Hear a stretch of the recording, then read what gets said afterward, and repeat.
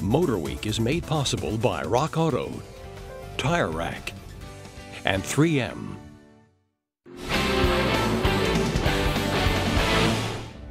Every full-line car maker offers a midsize family sedan, which inevitably is compared to the Toyota Camry and Honda Accord. Now, some have tried to beat the segment leaders with sharper styling, while others have packed in more performance and features. Well, the latest design looking to upset the status quo is this fifth-generation Nissan Altima. Already popular, let's see if the all-new Altima is ready to make a run for the gold.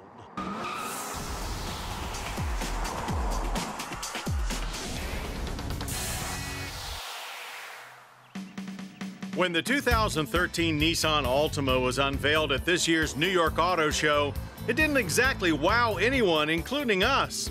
And we weren't really sure how serious Nissan was in taking on Camry and Accord. But truth be told, the outgoing Altima sold very well, and that's mostly because people recognize that compared to Accord and Camry, the Altima was a great value. Well, after spending some quality time with the all-new Altima, early indicators are that Nissan has indeed done a lot to challenge Camry and Accord, and done it well. For starters, the Altima is a real joy to drive. The ride is impressively solid with an athletic feel, very similar to the larger Maxima, and more nimble than its size would indicate. Standard active understeer control brakes the inside front wheel during cornering to quicken turn-ins. Now, you won't forget that this is still a mid-size family sedan, but it's one that now falls on the sporty side of things. Steering is precise, braking is direct, and consider us now impressed. We've had our quibbles with CVT transmissions over the years, but Nissan's latest X-Tronic is by far one of the best. It still makes for lots of engine roar when you really get it cranking, but it remains smooth. And that's critical, since the interior of the new Altima gains the biggest upgrade. There's far less hard plastic, though it hasn't gone away entirely. And we appreciate the piano black trim adorning our SL test car's center stack. It's a first-rate upgrade overall, lavish but not opulent.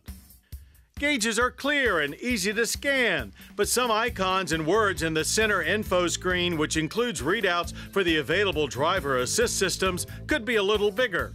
The nav screen is also small compared to many rivals, but there are some nice big knobs for controlling our car's optional 9-speaker Bose stereo. With more front legroom than Camry, the Altima's zero-gravity front seats are pleasant for trips both short and long, and came trimmed with charcoal leather in our SL. Rear legroom is more than adequate, although here Altima trails Camry. Fold the split rear seats for identical trunk room, 15.4 cubic feet. The trunk has a nice big opening, but the finish is a little bit disappointing. Blind spots and lane departure warning are just a few of many available safety features that complement the standard VDC and traction control. Standard power comes from an updated 2.5-liter four-cylinder with 182 horsepower and 180 pound-feet of torque.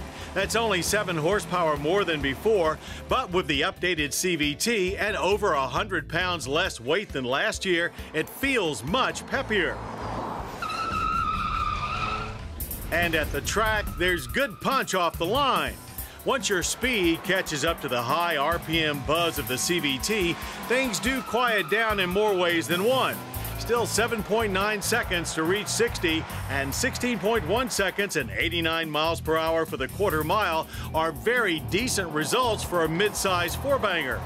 If even more speed is your need, Nissan's familiar 3.5-liter V6 is still available. As for styling, the new Altima is more of an evolution than revolution. It is sleeker with dynamically flared headlights and definitely more substantial. Yet while more modern, it is still rather conservative looking. So the targets are clearly Camry and Accord, not Sonata and Fusion. Or maybe the new Altima is actually aiming a bit higher. As your eyes walk to the back, there are definite infinity cues in the greenhouse, trunk lid, and rear fascia. Government fuel economy ratings sound great at 27 city and 38 highway, but we averaged on the low end of that range with 30.6 miles per gallon of regular. When it comes to pricing, Altima is available in a staggering 7 models, beginning slightly below Camry at $22,280 and topping out at $30,860, while our 2.5 SL falls at $28,830. The price competition for midsize family sedans is intense, so it's no surprise that the Altima has a few things that seem like they were built to a price. So while we don't think it garners the gold, it is still a very solid effort, and one that easily outhandles and is more fun to drive than its main rivals. That makes it a very appealing family four-door to us, and judging by how well the outgoing car sold, we think the 2013 Nissan Altima will be an even bigger success.